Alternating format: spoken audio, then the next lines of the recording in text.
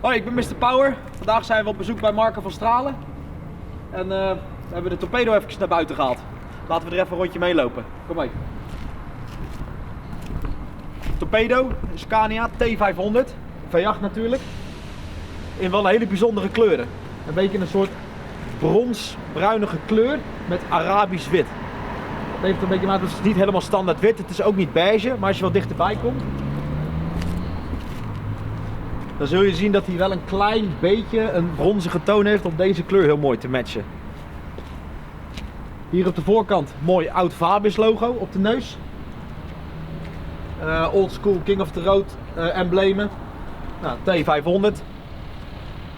De mooie old school torpedo palen. Altijd goed op een torpedo. Bovenop bouw heeft een mooie lichtplaat verlicht met old school Michelin poppen erop, verstralers erop. En een mooie zonneklep. Wat wel leuk is aan deze auto, in de instap, daar staat een Back to the Old School logo. Normaal gesproken wordt deze gestickerd. Marco heeft ervoor gekozen om deze te spuiten. Dat kom je eigenlijk bijna nooit tegen. Als je wat dichterbij komt kun je het wel mooi zien. Dit is eigenlijk nagenoeg helemaal glad. Spatzuiver. Mooie Alcoa velgen eronder. Dat breekt wel lekker op de auto. Met gespoten velgen dan zou het een heel ander beeld zijn. Nu is het lekker fris, oogt het lekker fris. Gaan we even een kijkje nemen aan de binnenkant van de auto. Die is ook niet helemaal standaard meer. Helemaal compleet in het leer. Helemaal beige met bruin en een beetje okerhoutachtig gedipte onderdelen. Zoals de instapstijlen, de instapstangen, het stuur, alle schakelaars. Nou, zoals je ziet, een handgeschakelde auto. Dat is natuurlijk wel echt rijden als je een V8 hebt. Niks moois dan dat. Mooie kastenwand erin. Ook met mooie deurtjes met aan de binnenkant ook wat erin. Hartstikke mooi. Verder heel veel noppenleer. Ja, gewoon een spatzuiver interieur op deze manier.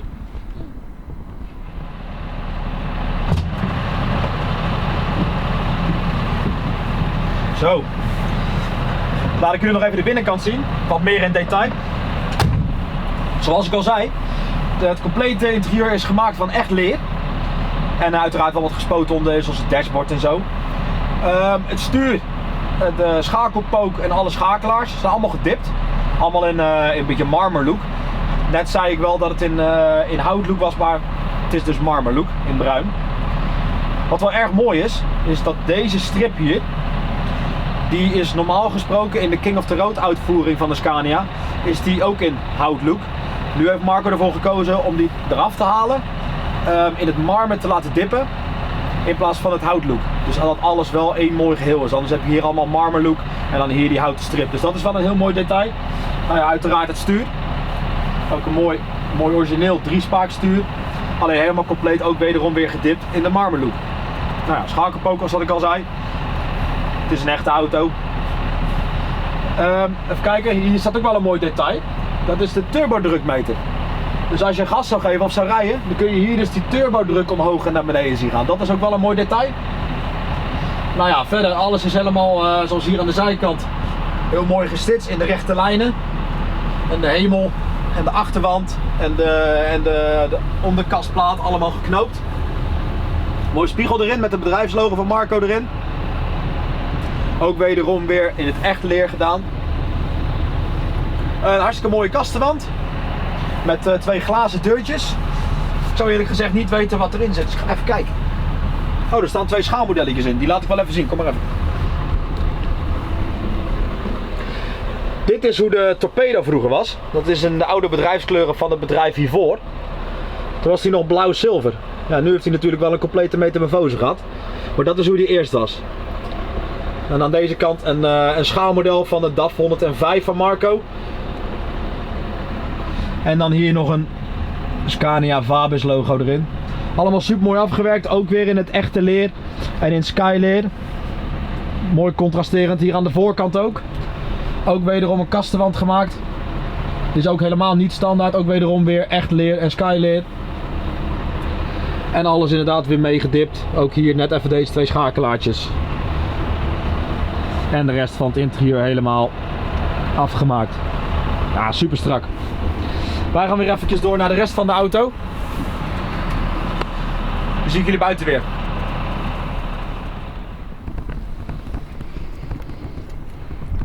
Nou, dan lopen we nog even langs de rest van de auto.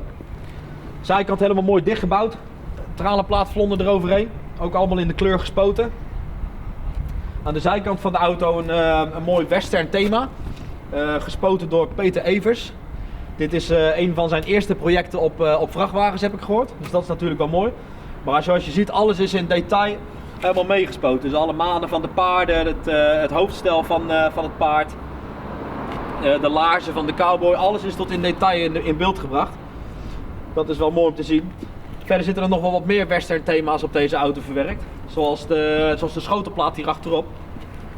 Daar staat ook op Wild Wild West. Met een geweer en een cowboyhoed en een revolver. En met wat kogelgaten erbij. Zoals je hier mooi kan zien. En nog een hele mooie special paint met eigenlijk wel een heel mooi gebaar naar zijn vader en de moeder van Marco. Er staat hier ook special thanks to Paima. En moet een mooi bloemenboeket erbij. Ja, super dik zo. Mooie blokken bumper achterop. Met rondom de achterlichten gespoten frames. Dat maakt de auto ook wel mooi af in kleur, want de binnenkant van de bumper is natuurlijk dat Arabisch wit meegespoten. Dus dan is het ook mooi om de accenten van de achterlichten ook mee te spuiten. En een oldschool steel spatlap erop. Dat is altijd goed. De spatschermkap ook meegespoten in 2 kleuren, ook Arabisch wit en het bronzen effect. Helemaal in de metallic. Ik weet niet of je dat op camera heel goed kan zien, maar de metallic effect is wel goed zichtbaar. Een beetje een gouden flake er doorheen als het ware, als je dat zo kan noemen. Nou, mooie schotelhendel, ook in het Scania Vabis logo. Alles voor de show. Gladde achterwand, met ook wederom weer het Scania Vabis logo erin. Dat is wat je op de motorkap van de auto ziet in het logo. Nou ja, hier achterop natuurlijk weer. En dat dan weer verwerkt in de achterwand. Mooi staande uitlaten. Er zit een fantastisch geluid in, dat kan ik je wel zeggen. Dat zal Marco zo meteen zelf even laten horen. Mooi slangenrek, ook weer helemaal glad. Ook weer met de bloklampen erin. En ook wederom de frames dan weer meegespoten in de kleur van het slangenrek zelf. En dan mooi op de zijvenders een chrome plaat met verlichting erin. Ook super strak. En ook wederom aan deze kant weer helemaal glad afgewerkte zijplaat. Maar dan ook allemaal met kisten. Met ook weer een hele mooie western thema special paint erop. Ook wederom weer een paard met een cowboy. Ook alles weer perfect in detail gebracht. De broek ook, alle kreukels zitten erin. Het zadel, alle details zitten erin. Het riet op de vloer, alles is zichtbaar. De lucht ook heel mooi. En zoals je het hier ook heel mooi kan zien. Het loopt ook een klein beetje over aan de binnenkant van de kisten. Dus het is niet gewoon een foto erop geplakt en klaar. Maar je kan het heel mooi, het is er een beetje ingeneveld. Echt super dik. Nou ja, alles aan deze auto is uiteraard gespoten. Meerdere keren in de blanke lak gezet. Ook de letters zijn gespoten. Heel vaak zie je ook dat het gestickerd is. En ja, voor even de beste afwerking kun je het beter laten spuiten. Dus als je er ook overheen gaat, je voelt eigenlijk helemaal niks. Het verdwijnt als het ware echt onder de lak. Dus dat is wel echt spatzuiver. Nou ja, lampenlatjes eronder. Allemaal met hellatjes erin. Zoals je hier ook heel mooi kan zien, daar heeft Marco wel goed over nagedacht. Is dat deze lampen op de hoeken staan precies in dezelfde hoogte als die van de lampenlatten zelf. Dat heb je daarachter ook. Staan recht boven elkaar. Dat allemaal in de puntjes uitgewerkt. Nou, dan lopen we nog eventjes naar de voorkant van de auto. Dan sluiten we de video af. Zoals ik al zei, dit is Marco's trots. En ja, heel erg bedankt naar Marco dat we mogen langskomen vandaag om deze auto te bekijken en op film te zetten. Marco zou hem zo meteen nog even laten horen, dus blijf zeker nog even kijken. Want dat is absoluut de moeite waard. Bedankt voor het kijken zou ik zeggen. En laat even een duimpje achter. En laat even weten wat je ervan vindt. Of ik vaker van dit soort video's moet maken. En dan gaan we dat realiseren. Bedankt voor het kijken. Zoals beloofd, laat Marco hem nog eventjes horen.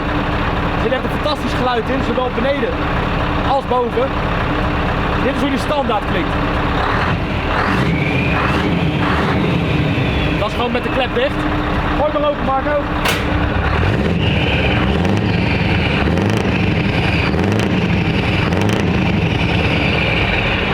Dat is beneden. Hou de staanders. Gooi maar omhoog.